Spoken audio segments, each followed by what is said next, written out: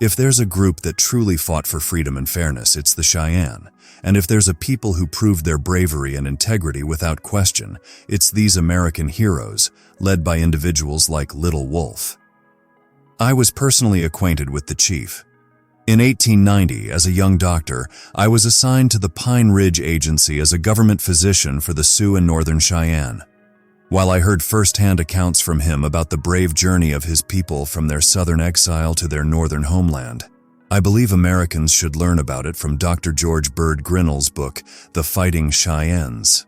Grinnell's account is clear and unbiased, offering a straightforward perspective on the events. During the time I spent with him, Little Wolf appeared as a striking figure, possessing the inherent dignity, gentleness, a melodious voice, and an amiable demeanor characteristic of many courageous leaders among his tribe. On one occasion, while he was dining with us at our residence on the reservation, I, as was my custom, inquired about his early experiences. Although initially hesitant to share, a companion who was present offered the following anecdotes. Let me explain why he's been fortunate throughout his life. When he was just a young boy, our tribe was facing a winter of scarcity, and his wise mother had set aside a small portion of buffalo meat. She presented it to him with a solemn remark, saying, "My son, be patient, for as you grow older, you may encounter even tougher times than these." He hadn't eaten all day and was feeling pretty hungry, but just as he was about to grab the meat, a starving dog grabbed it and ran out of the teepee. His mother chased after the dog and brought it back for punishment. She tied the dog to a post and was about to whip it when the boy stepped in.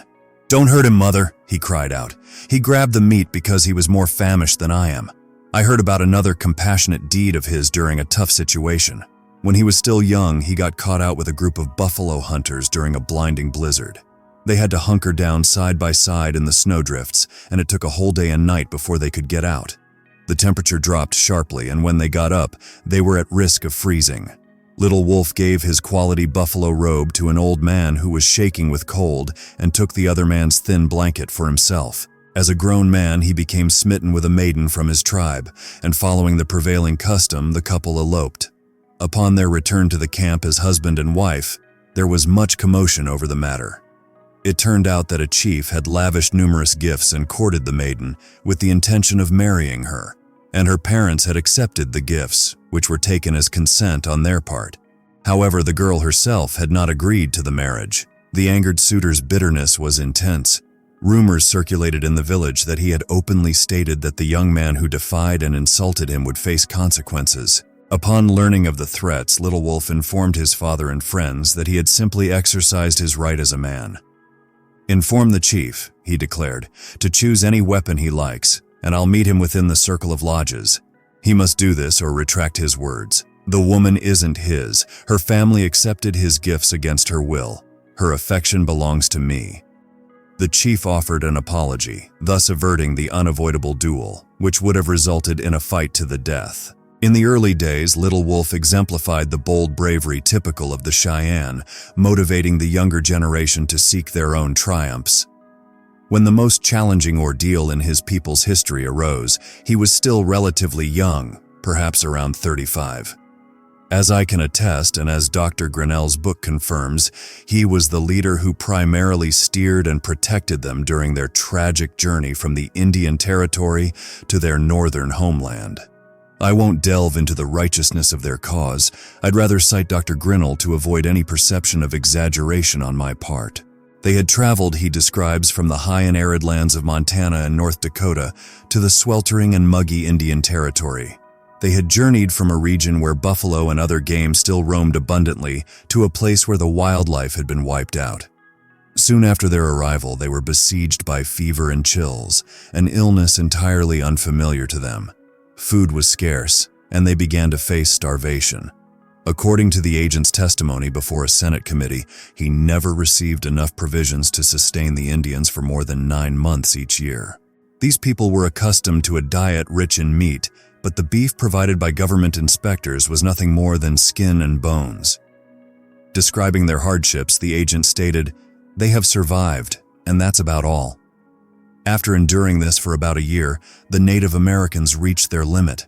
They departed from the agency where they had been relocated and headed north. Despite troops camping nearby, they made no effort to hide their intentions. Instead, they openly declared their plan to go back to their homeland. In past years, we've heard a lot about Chief Joseph leading the Nez Perce in their march, but not much is recalled about the Dull Knife Uprising and Little Wolf's journey north. The tale of this journey remains untold, but in the traditions of the old army, this campaign stood out. Veterans who served on the plains 4 decades ago are likely to recount, if prompted, that there hasn't been a journey quite like it since the Greeks marched to the sea.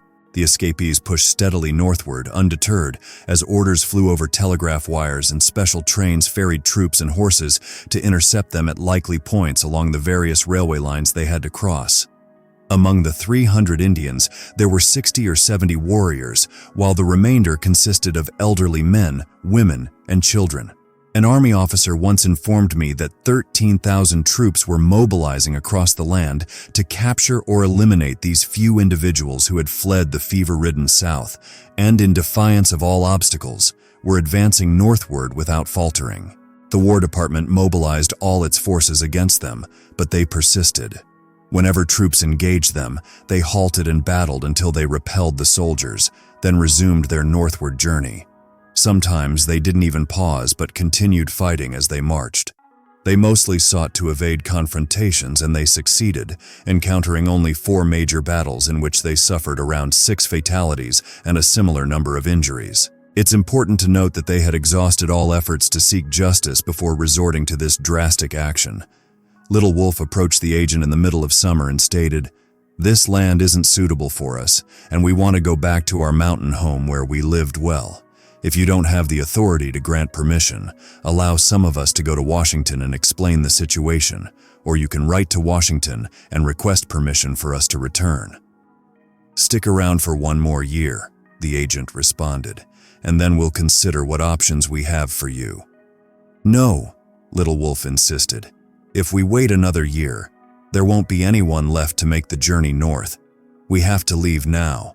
Not long after, it was discovered that 3 of the Indians had vanished, and the chief was instructed to hand over 10 men as guarantees for their return. He declined.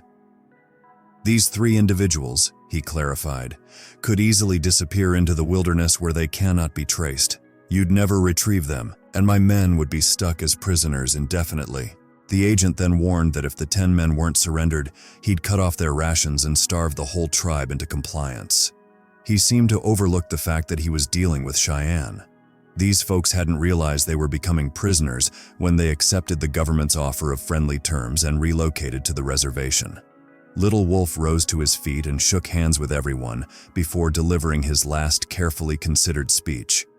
"Hey folks, I've been a friend to the white folks for a good while now. I don't want any bloodshed here at the agency. I'm heading north to my own land. If you're planning to send your soldiers after me, I'd appreciate it if you'd give us a head start. Then, if you're still keen on fighting, I'll be ready to square off with you, and we can settle things on that ground." The Cheyenne wasn't making idle threats.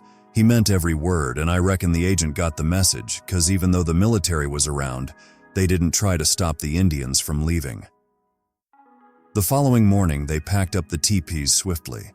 By late afternoon of the second day, the scouts spotted the troops coming.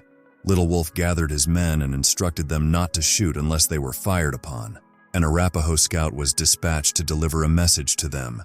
It said, "If you surrender now, you'll receive your rations and be treated well." After all they'd been through, they couldn't help but view such a promise with disdain. Little Wolf replied firmly, "We're heading back to our own country."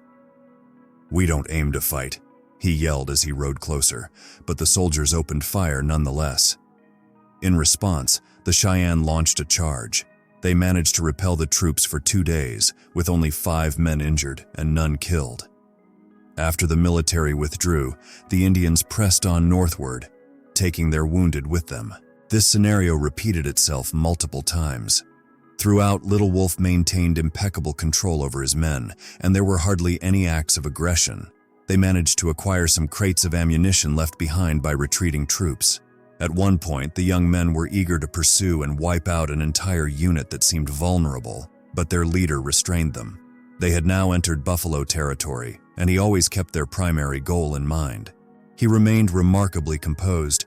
Years later, one of his men recounted to Dr. Grinnell, "Little Wolf didn't seem like a regular person.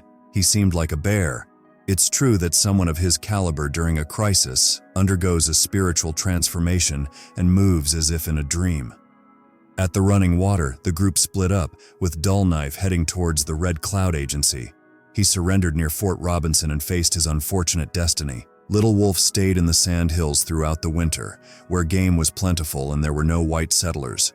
Later, he traveled to Montana and then to Pine Ridge, where he and his people lived peacefully until they were relocated to Lame Deer, Montana. He resided there until the end of his life, finding solace in the tranquil surroundings as time passed. Beyond the clouds of racial bias, there lies a clear sky, and in that ultimate court of honor, a noble spirit like Little Wolf's finds its rightful place.